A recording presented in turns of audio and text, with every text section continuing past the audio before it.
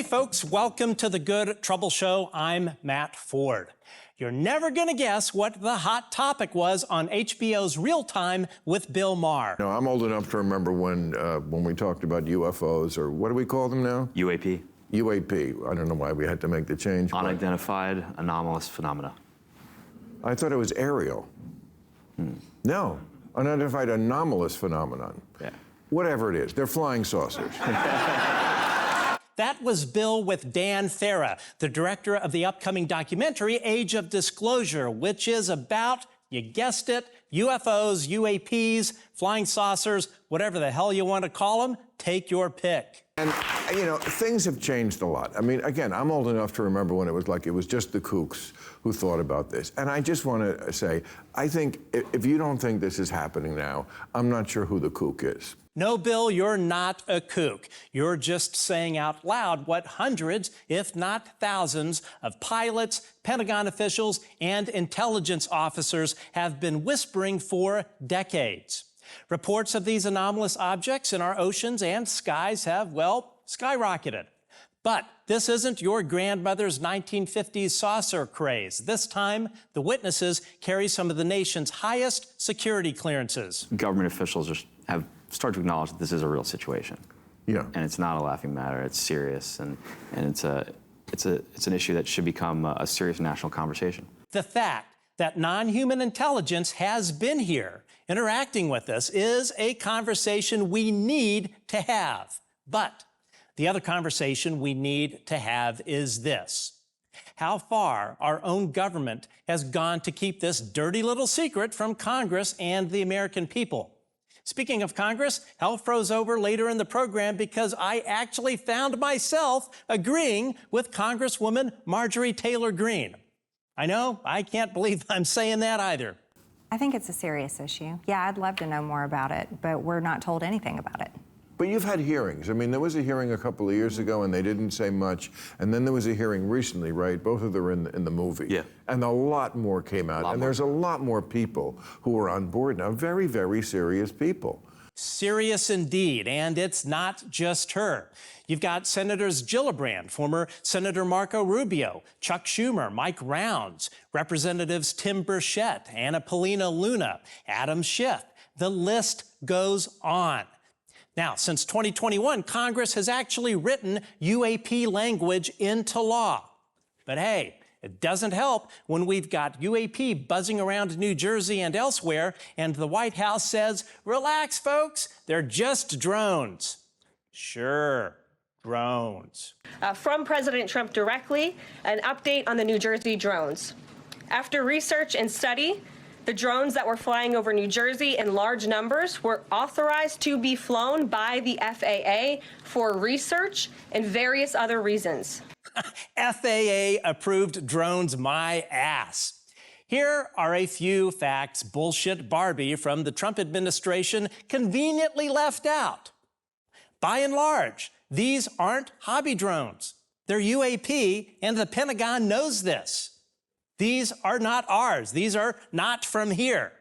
Now, the Pentagon told the public, we need your help figuring out what these things are. This is something completely new.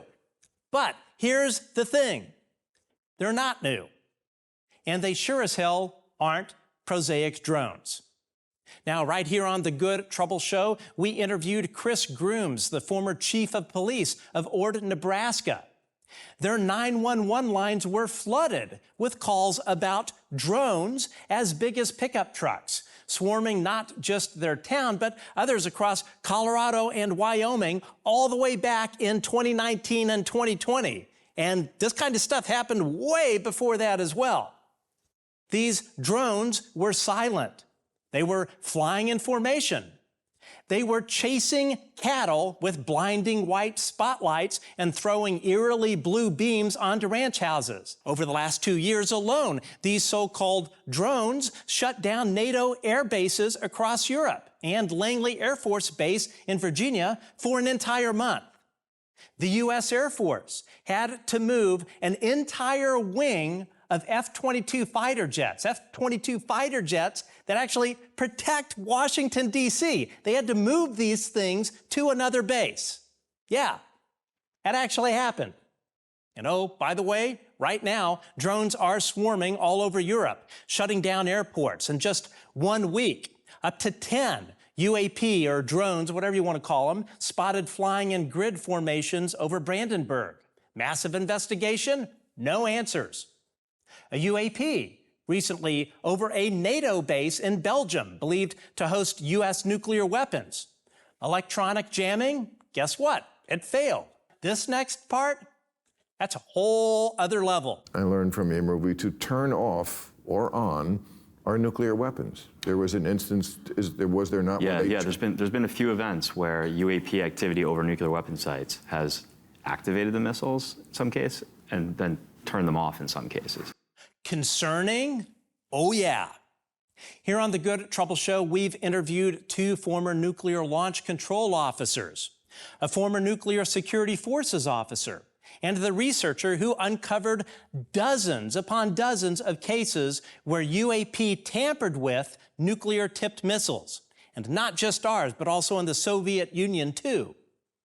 There are people inside our own government who do not, absolutely do not want Congress or you at home to know that UAP, flying saucers, UFOs, whatever you want to call them, have been disabling and in many cases retargeting our nuclear weapons.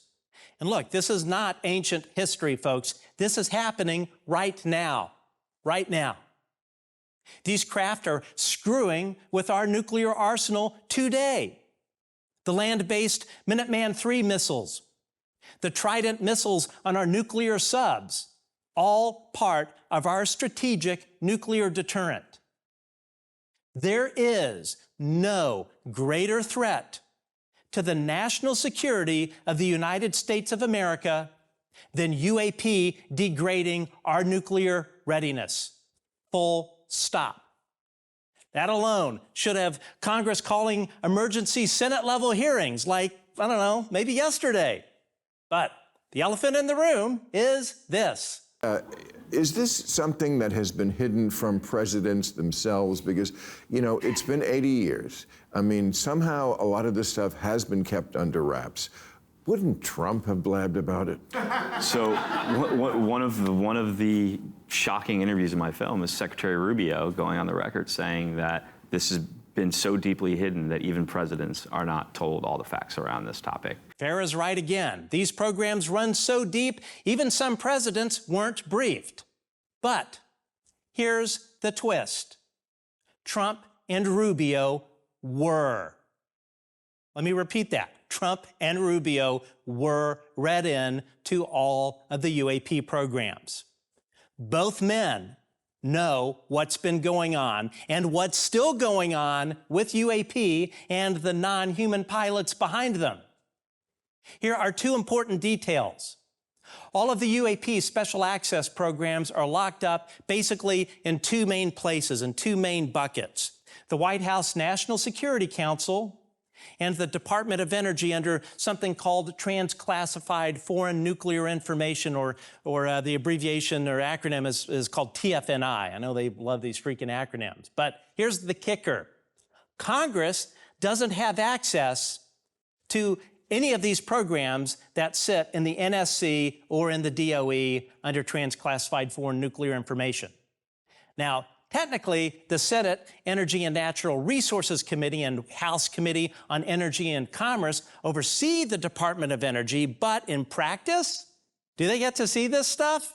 No. Why? Because it's a total clusterfuck. They can't view these classified programs. Almost no one in Congress actually has eyes on TFNI, or what's also called special nuclear material, or S&M, and I'm not talking about S&M. This is, S&M is the stuff that is tied directly to our nuclear weapons programs. Even the Intel committees only touch TFNI when it involves something like, hey, we stole some Russian nuclear missile tech. Otherwise, it is so buried, so deep, you'd need a freaking flashlight and a map to find the accountability. So, When it comes to UAP and nuclear material, Congress is flying blind. And here's where it gets interesting. Trump can declassify National Security Council material. He can do this unilaterally. And guess who chairs that council? Good old Marco Rubio. And remember, Rubio's one of the key voices in this documentary. So Marco, if you're watching, talk to your boss. He promised the public he would tell them the truth about UFOs. Now, Bill asked one of the most important questions of the night. How do you view the relationship between the intelligence community and mainstream media when it comes to reporting on UAP topics? I think there's a lot of elements within the intelligence community that have an influence on mainstream media and encourage them not to cover this topic. To not cover it. Yeah, that is in fact what I think is happening. You want to know why the mainstream media keeps lying to you about this, pretending none of this is happening, or outright lying to you about it? 3 letters: CIA. The same CIA that once turned San Francisco apartments into LSD labs under MK Ultra. The CIA that got caught red-handed by Congress in the 1970s paying off American journalists, newspaper editors, and TV network execs, paying them off to push CIA propaganda. That was Operation Mockingbird. And here's the part they don't want you to know. The CIA and the Pentagon, they still have a legal pathway to spread disinformation to you. It's called the Smith-Mundt Modernization Act of 2012 that was signed into law by President Obama. That law basically made it legal for U.S. agencies to target Americans with psychological operations, what they now politely call information management or perception management. I mean, even Bart Simpson knew this whole thing was a really bad idea. So when the media won't touch this topic, or when they do, they flat out lie to you about it, it's not just because editors are scared. It's because the intelligence community still has its hooks deep in the mainstream media system. They influence what the networks and the newspapers and other outlets say and what they don't say about UAP. That's not a conspiracy theory, folks. That's how the game is played. Some of them seem to be saying very outwardly that they fear for their life. Yeah. You think that's a real thing? Yes, 100%. You're goddamn right, that's a real thing. For over 80 years, the U.S. government, especially the Pentagon, has gone after the men and women who dared to blow the whistle on this issue. People with long, distinguished careers, with everything to lose. People that put country before self to right this national wrong. What happened to them? They got their reputations, their careers, their retirements, even their marriages destroyed by elements of the United States government. It's disgusting. And you know who else the intelligence community retaliates against? American journalists. How do I know this? Because I was one of them. In November 2023, just 6 hours after a bombshell story I co-wrote for the Daily Mail about the CIA's UFO crash recovery program went live, I flew from Los Angeles to Las Vegas. I checked into the Waldorf Astoria, and around 1 p.m. I went up to the top floor bar. It was a quiet place, maybe 8 people there, and I wasn't drinking. Out of nowhere, an intelligence operative just happened to find me and sat directly across from me at the bar. A bit later, this guy stands up, started taking photos of me with his iPhone, and he said a few things directly to me. Subtle, coded remarks that only people deep in this topic would recognize.